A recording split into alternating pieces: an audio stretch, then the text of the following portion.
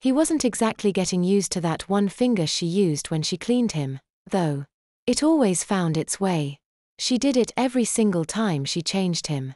It no longer surprised him, of course, but still didn't feel natural or comfortable.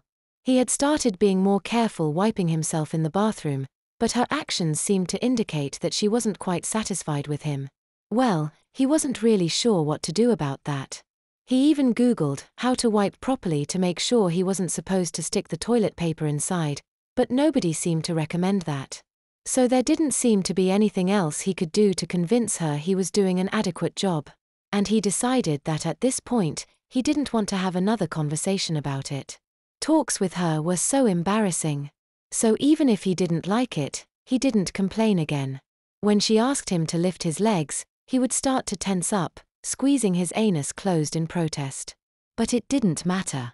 Her finger, wrapped with a cold wet wipe, still found its way inside him. It didn't linger, just in and out. But he felt embarrassed to be invaded there. He never really wanted to look her in the eyes for a few minutes afterward.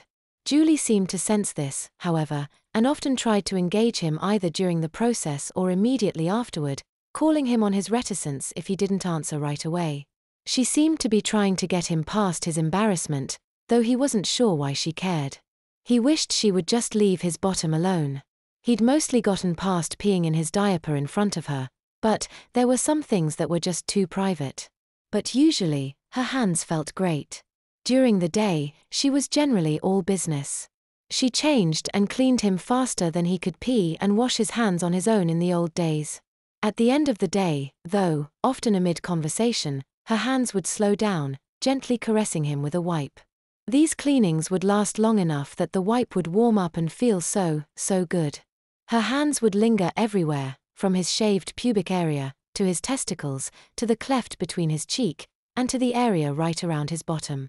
And once he realized that this last change was more of a leisurely and pleasurable event, he began to look forward to it. When she untaped him as he lay back on the table, his erection would spring forth, usually drawing a knowing smile from her. And she didn't neglect his joy, either. She made sure to clean it carefully and thoroughly, deliberately stroking him. He stopped trying to hide his excitement. How could he? And she seemed to enjoy pleasuring him almost as much as he did.